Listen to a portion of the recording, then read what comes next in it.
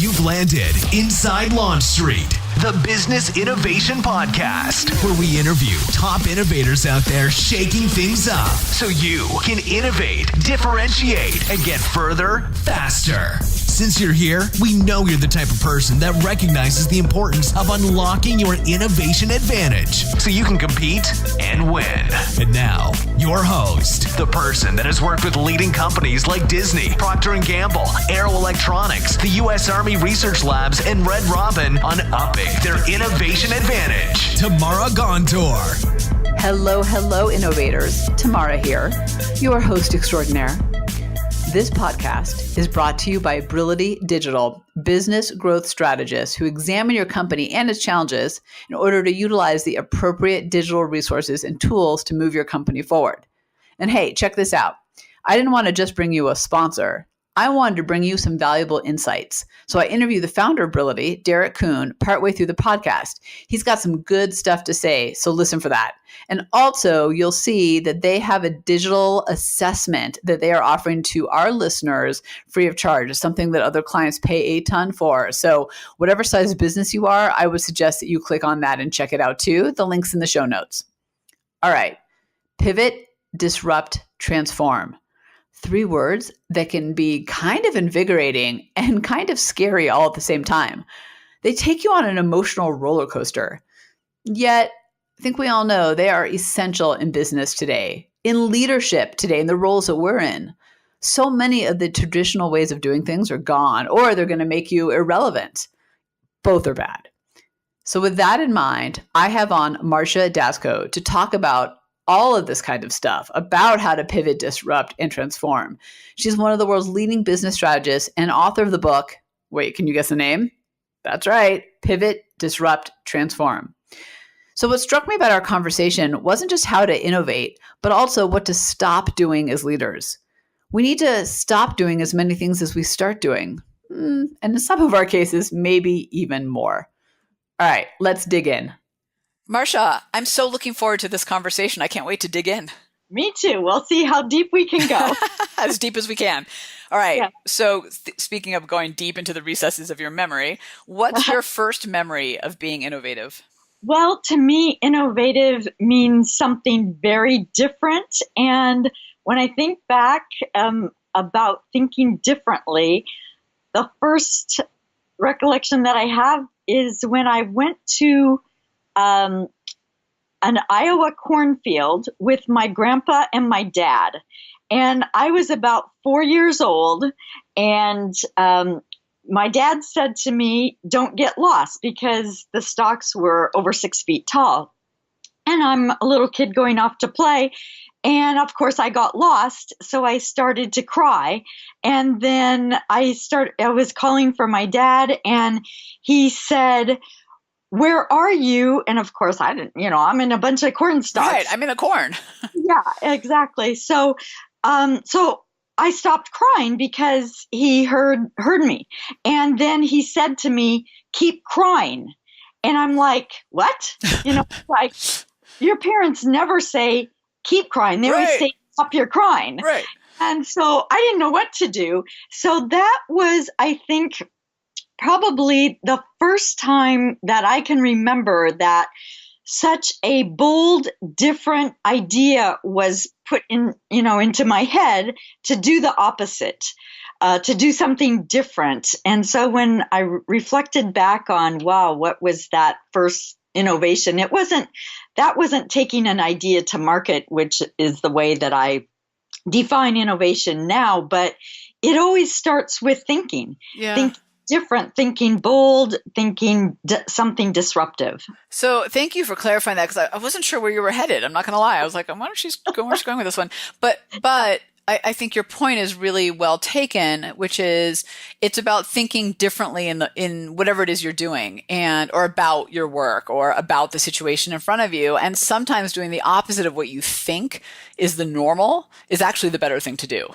We just don't think that way. And that kind of leads me to the big question I wanted to open up with you before we get into your book, which is something that I think people talk a lot about, but they don't really have any context, real world context for why. So let's talk about it. Why is business as usual no longer good enough? business as usual was never good enough, I think, because I like that.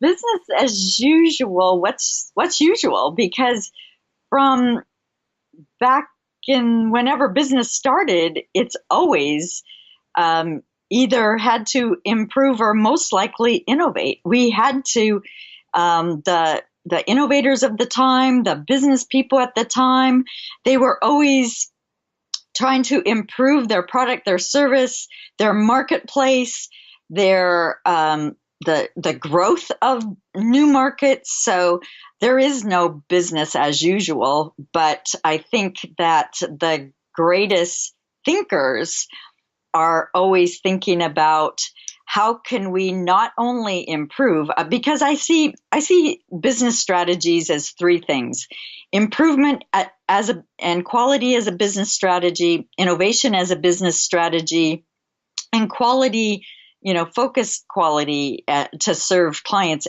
is a business strategy. So those three, improvement, innovation, and quality as business strategies, are foundations, and many organizations don't have them. But if they focus on those things, they're always going to be creating new products and services and new markets. And I think that's the definition of business as usual, is always disrupting itself. So a couple questions for you. One is, do you think, I call it the old days, but business in, let's call it the 70s, 80s even, although those were transformative times and different reasons.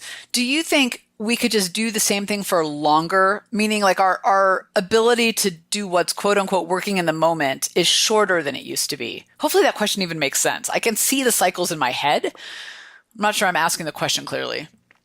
Yes, I think that the business cycles are getting shorter and shorter and shorter. And so that means what lasted for decades now is only lasting, if businesses are lucky, a few years. When we even think about in the dot-com era and the 1990s even, any company that put .com behind their name got money thrown at them by the investors in the VC world. And then, so there were like over 100, pet companies, but only a few, shook out. The same thing is happening now. The same thing is happening with the home delivery services. I just heard on the radio yesterday that DoorDash just surpassed Grubhub or something like that, which and Uber Eats is stagnant. So those are the top three. And there are probably hundreds in the market right now, but which ones are going to shake out, only time will tell. Well, and I think we forget, I'm just going to go back in time for a second, that there were thousands of car makers when cars came on the scene. I think that's a natural, right? It's natural. You have a lot of people come in, but then only a few shake out, and then those have to innovate because then another competitor comes in and disrupts that. Kind of to your point about businesses always being disrupted. Exactly. Let's talk about your book, because you've got like my three favorite things are the title of your book. So I want to dig into each of them. So the book is Pivot, Disrupt, Transform: How Leaders Beat the Odds and Survive. I'd love to break down each one of those. If you could give me an example, and we'll start with Pivot. Okay. Pivot. Pivot and Disrupt they're all interrelated. So breaking them down is more challenging than saying, okay, these three ideas are interrelated. So maybe we start with how are they interrelated, and then we'll kind of go from there. Okay. So pivot means and disrupt, as they're interrelated, means you have to challenge your current thinking, beliefs, assumptions, and quote unquote best practices that are actually mostly destructive in corporation or in organizations. And then once you challenge those current beliefs and so forth, you then have to ask different questions and come up with different ideas, and then pivot both your thinking and your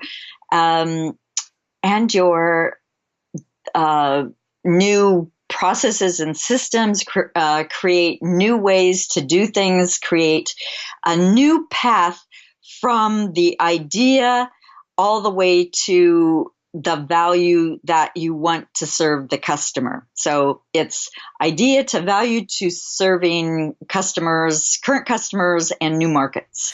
And do you have to focus on all three to stay competitive in today's age? Yes. And can you give me an example of either a client of yours or a company that you think is doing this really well and why? Some of the survivors have done it well. Some did it well for a while and then have fallen off. We'll see if they come back or not. Nokia was a good example of that.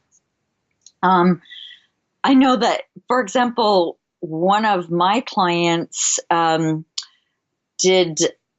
came to me with a long list of issues and problems, a very toxic work environment, a 50% turnover rate per month. Oh, wow. Yeah. And he basically just wanted to dump the problems in my lap and say, here, do something with this. But he wanted to grow the company from 30 to 35 or 40 million. And I went in, took a look at it, talked to the people, pulled together a management team who would not even talk to each other because they were so critical and blaming and finger pointing of each other. Took them off site for 2 days to help them learn a new way to think and what to think about. And when they left the meeting, these people who didn't want to look at each other, sit next to each other, or even talk to each other, through that session, at the end of it, they walked out of there with a plan and they hugged each other and said, have a safe drive home. Oh my goodness. So I have to ask, what do you think allowed that transformation to happen? Because that team is not alone. I hear this time and time again. And it's so hard to innovate when you don't have that trust and camaraderie. Yes.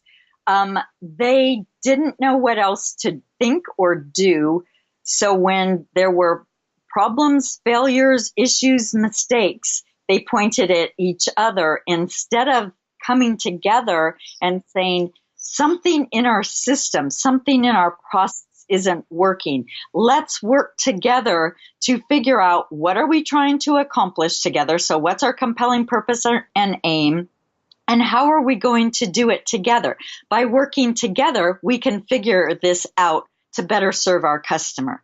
So it's back to some fundamental questions about how are we going to make it better and improve, and to innovate, how are we going to make it different so we can have the competitive edge in the marketplace. So this team then went from the 30 million where they were at in a destructive environment to 300 million of 40 million, which I told the owner, I said, okay, you want to go to 35 or 40 million. You and I know that. Let's set that number aside because I don't know where we'll go.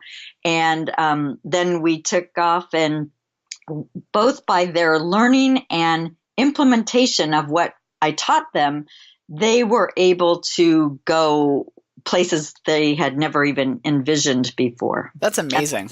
That's the definition of transformation. Yeah, it really is, isn't it? And the fact that, and I have to ask, you had said, let's put this number aside.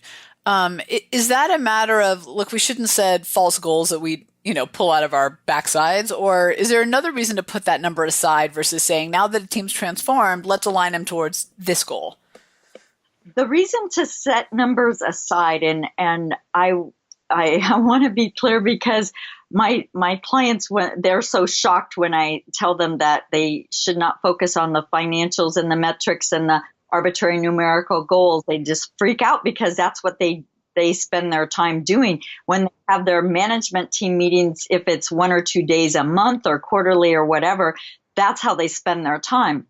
When I shift my clients from, well, maybe we'll talk about the numbers if we have time at the end of the session, then I give them about 20 or 30 minutes to talk about the bottom line. And the reason is whatever they're doing creates the bottom line. So if they're not getting the results they want and they want to change the bottom line, they have to have the conversation about what are we doing? How are we doing it? How can we improve that? How do we, the leaders, create better systems for our people to work in? I love what you're saying. I'm a big believer in rewarding behaviors, not outcomes. And you're saying it in a different way, which is, focus on the behaviors, not the outcomes and the activities that you want to get there because they're going to happen regardless. One of the parts that you focus on in your book, which I found intriguing, was what leaders should stop doing. And I always love that because sometimes I'm like, oh no, I think I'm doing that. One of them that I was intrigued to see, or a couple of them actually, one of them was like performance reviews and best practices. Why are these things actually hindering innovation? They hinder because people get into a rut and they stop thinking and they stop challenging, doing things better and different. And so, for example, with performance appraisals, they start, let's say a company starts, they get, so many employees and they say, oh, we need HR to bring in all their practices. So performance appraisals is one of them. Incentives might be another. SPIFs, arbitrary numerical goals. These are all destructive. And the reason they're destructive is they create internal competition. And we don't need internal competition. When you ask a company what their values are, most of them somewhere on the list have collaboration and teamwork. So what they say and what they do are opposites. They say they value collaboration and teamwork, but they create a system where they pit people against each other, for example, in a performance appraisal, and they say they judge, they criticize, they blame the people, they rank and rate the people, and then they wonder why they're demotivated. And not working together. Yeah, they're not working together. They're not productive. And then they wonder why the absenteeism goes up, the turnover rate goes up, because they need to get rid of performance appraisals. That doesn't mean that they get rid of some of the things that performance appraisals are trying to do, for example, develop people, coach people, things like that. But also most managers don't have a clue about how to do that. So that's a huge thing about performance appraisals. There's a fantastic book written by two of my friends called Abolishing Performance Appraisals. It came, I think, 20 years ago probably, but it's powerful. So how about the best practices? Because that's the one where, in fact, I was just on the phone the other day where someone was saying to me, oh, we need to collect best practices across our company or that our competitors are doing, which is always my favorite. Why do those hinder innovation? So benchmarking, best practices, when people are seeking those, they're already behind. They're out to copy. Oh, interesting. Yeah. So they don't go through the learning process. They want to see what somebody else is doing. And the fact that somebody else is doing it, they think, number one, that it works for them, which most of the time it doesn't. And number two, they don't think through the process of what is going to be interesting, an improvement, innovative, adding value to my customers and my markets. So they don't do that. I so appreciate what you just said, and I hadn't really thought of it that way before. So I kind of want to dig into this. You had said that if you're looking for best practices, you're already behind. Tell me more about that, because I don't know that I ever thought of it. I always thought of it as just being efficient. No, it's so if someone wants to go check out others' best practices and benchmark and so forth, that other company is already doing what works for them and in the moment. So by the time another company studies somebody else's best practices or benchmarks, the other company may be already advancing their question right to the next thing. And they're moving to the next thing. And these people are still in study mode, then a copy. Then, of course, they have to take it back, communicate, and convince their their company to do it too, and then they have to figure out how that's going to be how it's going to be done, and so they're already behind. I thank you for that. I had never thought of it that way. So for those of us on Launch Street, just like best practices are good to see, but think about where you are and why you're doing it. The other thing you said, Marcia, that I want to ask you about is you said, you don't get the learning when you just pull somebody else's best practices. Why is the learning so important?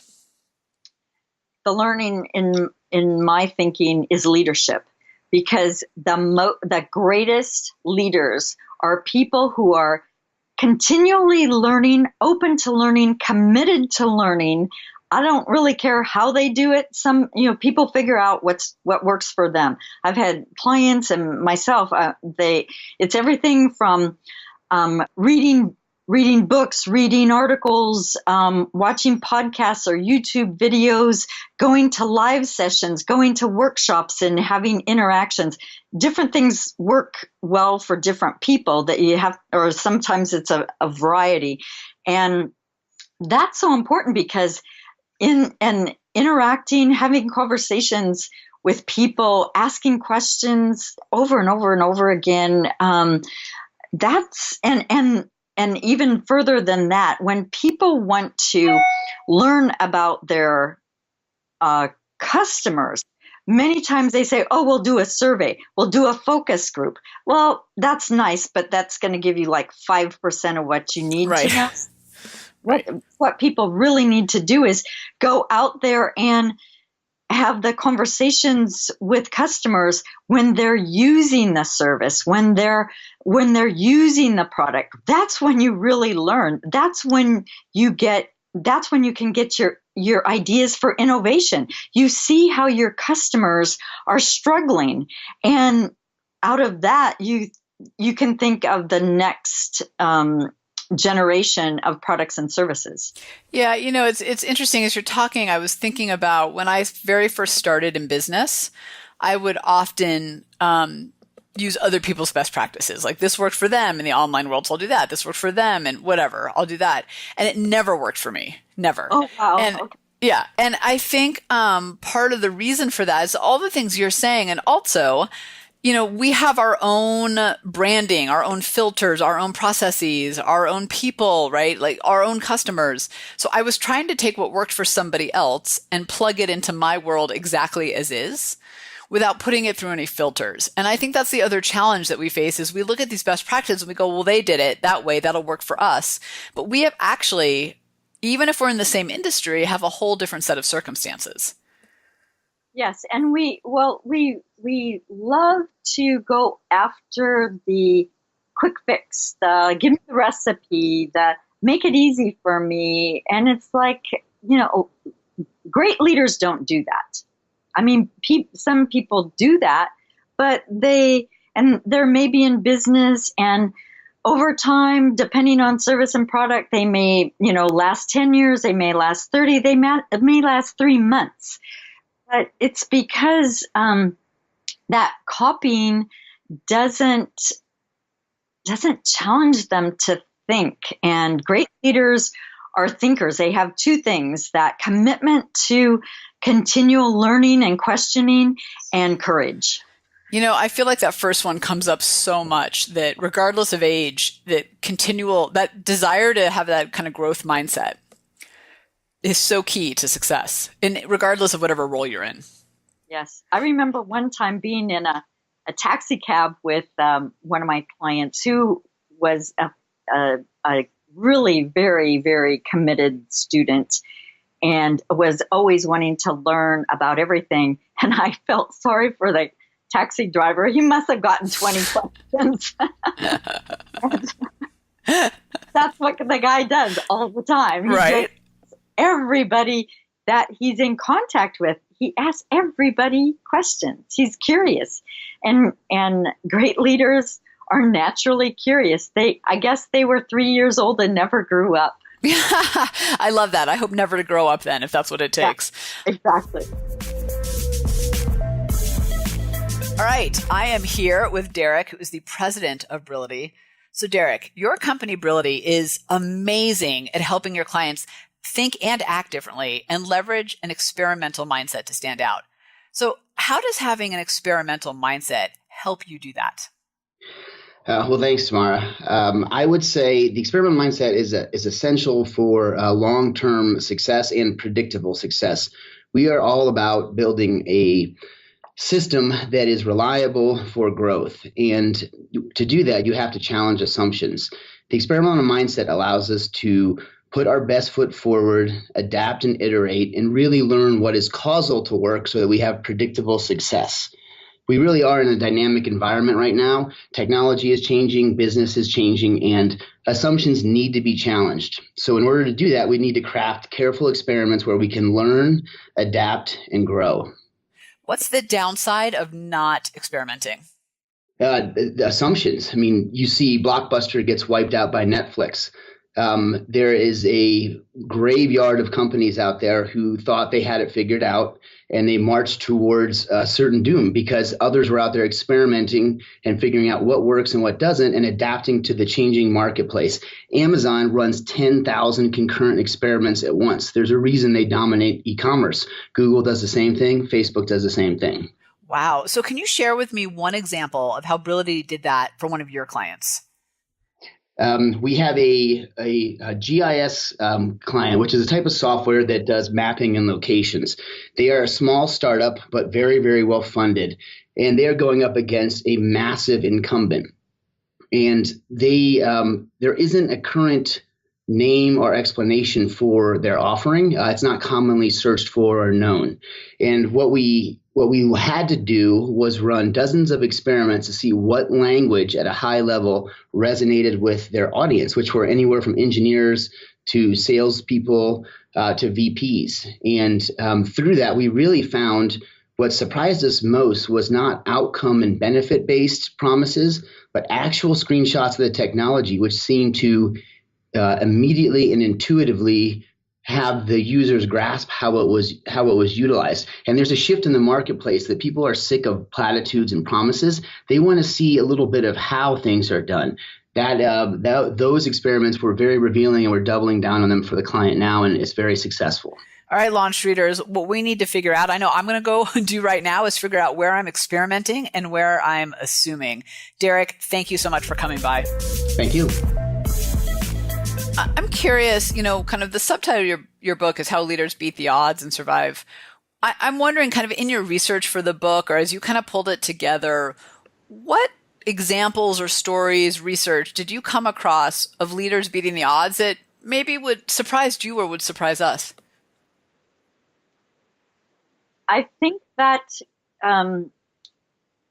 people who run organizations, they hit a fork in the road. And they either are struggling and declining and eventually fail, or they are challenging their thinking and ideas and tapping in on the resources of all of their people in their organizations and developing them, and therefore creating an environment for them to learn and work and improve and innovate together. So you've got the two forks in the road. And so we've seen since the first Fortune 500 list that came out around 1955, we've seen more than 60% of those companies disappear. Some were bought up and merged in, but many of them just failed. And when they failed fast. And others that are probably on that slippery slope right now that we see, and they're struggling. They're struggling internally. Some of them are in the Fortune 50 companies, and maybe they have in the past have had more than 400,000 employees, but they're down 100,000 employees. And then there's the other organizations that start up and come up so fast. And it's all due, to the thinking they have. And so like right now, we have more than 6,000 startup companies in the Silicon Valley Bay Area. And yet it's predicted that at least 90% of those will fail. Why is that? Because they don't ask the right questions. They don't put systems and processes and the work environment together so that they are working and learning together, and it's attached to providing value to customers. Do you think that 95% failure rate in general, because that's true in Silicon Valley, it's true across products, companies across the US, I don't know if it's true abroad too, but is that just a natural, is that the natural selection of business, or can that actually be changed if people were asking more questions? That could easily be changed. It's part of it is one evening I went to an event where there were 4 panelists. And there was a moderator, and the panelists answered the questions of the moderator, and I could identify based on their thinking over that 1 hour time slot that who would probably fail and who would probably survive and who would probably succeed wildly. And I looked back a year or two later, and that exactly happened. 2 people were talking only about, their bottom lines, their exit strategies.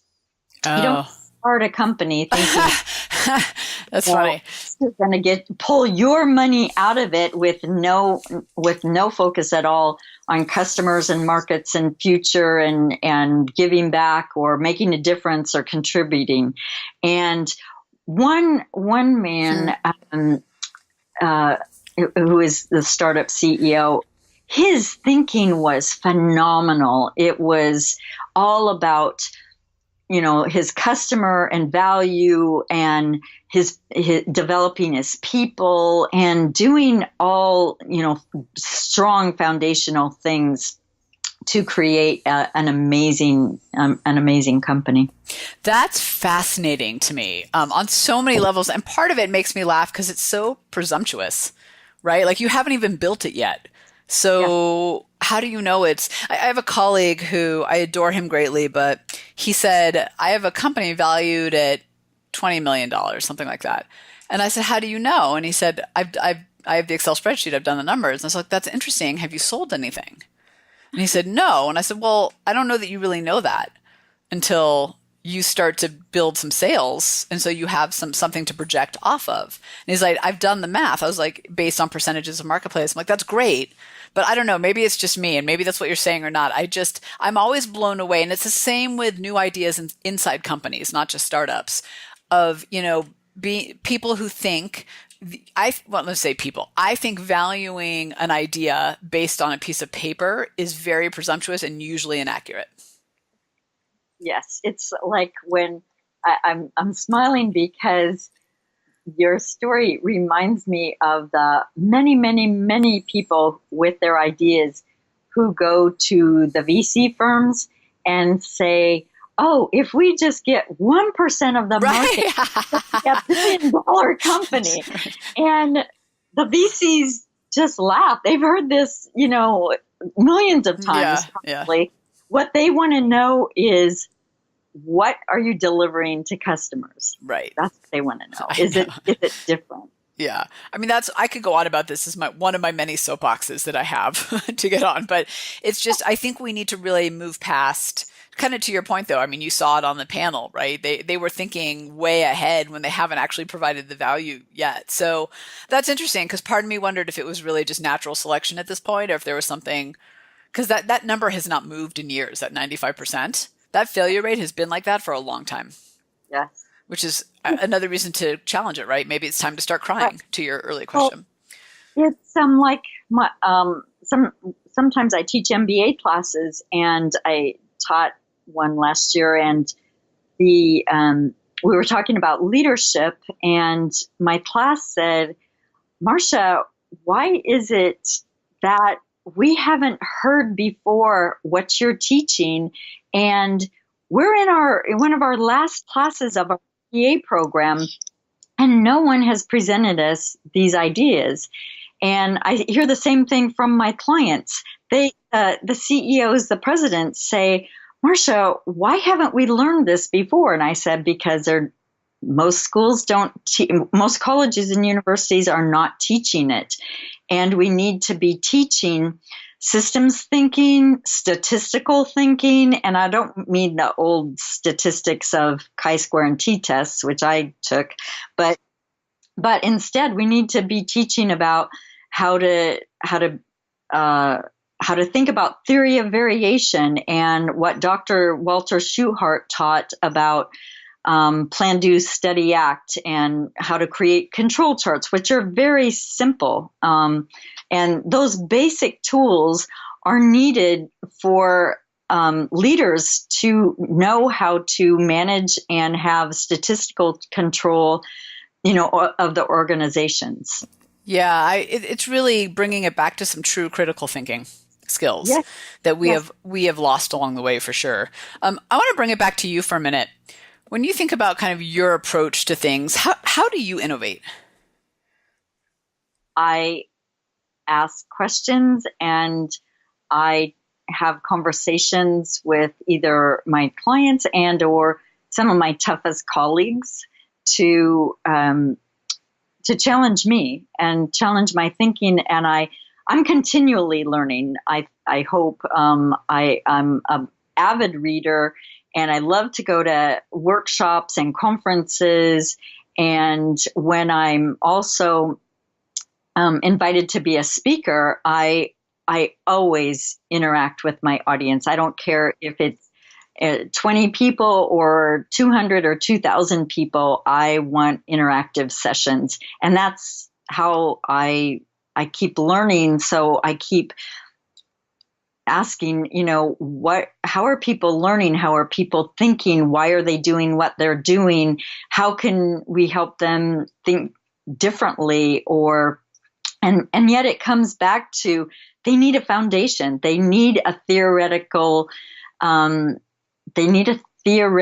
foundation, a framework in which to grow their organizations or make a difference with their organizations, add value. Some organizations don't want to necessarily grow, but they do have members or students or the military. So they have people to serve, and they need to be thinking always, how can they have a value add mindset? Sometimes it's about, having that competitive edge, but sometimes it's like about adding more value to the people they're serving or their members. Yeah, and growth comes in a lot of forms. Sometimes that's revenue, sometimes that's members, sometimes that's value you provide, kind of to your point. It's so many different ways. In your work, what do you see as kind of the top things that stops teams or organizations from innovating? It starts with the thinking. So if there is a lack of leadership that's not asking the right questions, then innovation doesn't flourish. It doesn't even start, because what needs to happen is the leaders have to create a system for innovation. The system for innovation is different than a system for improvement. I once went to a conference in Milwaukee, Wisconsin, and it was a 2-day conference about innovation. And the entire 2 days, no one talked about innovation. They didn't understand what innovation was. There was 2 days of speakers talking about improving their organizations, but not innovating. Not one speaker talked about making their organizations provide different and bold and radical, services or products. So it's like, oh, wow, that was not a waste of 2 days, but but not the most productive 2 days you've ever experienced. Yeah, I expected. I really wanted to go hear more about innovative companies, innovative thinkers, innovative systems, but the language of innovation is different than the language of improvement. And the system that needs to be creative, the ability to create a system where people can take risks and experiment and try new things. I mean, I guess Apple is one of the best examples for that. Talk to me a little bit about, because what you said is really powerful, that the language of innovation is different than the language of improvement. Give me some distinctions to separate those two for those of us on Launch Street leading teams and thinking, well, improvement can help drive innovation. So how do I think about those two things? The language of improvement is, how do we make it better? How do we make more? How do we increase? But innovation is, how do we create something that's new, bold, different, never been done before, serving a new marketplace, not just improving to satisfy current customers, but doing something that has never been done before, and creating new customers and new markets, new strategies out of a new system.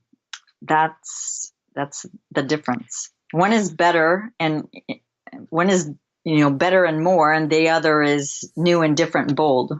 I like that. I like that last, better and more versus new, different and bold. Before I ask the last question, where can people go to learn more, buy the book, connect with you? So the book, Pivot, Disrupt, Transform, is on Amazon. It's on bn.com. It's in some Barnes & Noble bookstores. It's on various websites out there. And to connect, I'm on LinkedIn. I have my website, which is mdashko.com, which is always a challenge because of the spelling of the last name. But it's MDAS, Z as in zebra, KO.com, mdashko.com. And I look forward to questions and engaging with people. And I've also got a weekly column in the Silicon Valley Business Journal. It's a leadership column, a Q&A, where people can write in their questions about leadership, and I try to help answer those. Awesome. And we'll put all those links in the show note. Last question for you is, what's the first step we should take to pivot, disrupt, transform? Slow down, think, challenge, and whatever you're currently doing, and back up and reflect about what you want to do, why you want to do it, how you're doing it, and how you could do it differently, and then get my book to help. I love that, though, what you're saying about slow down and ask, because we assume our starting point is what it is, and that takes us down a path. But if we actually stopped in the beginning and said, hold on, why am I here? Is this really the problem? What am I really facing? Is that really true? It's amazing the different paths that opens up when you start to realize some of those are just things you're taking for granted. Marcia, thank you so much for joining us. This was absolutely fantastic. Thank you very much. And that's a wrap.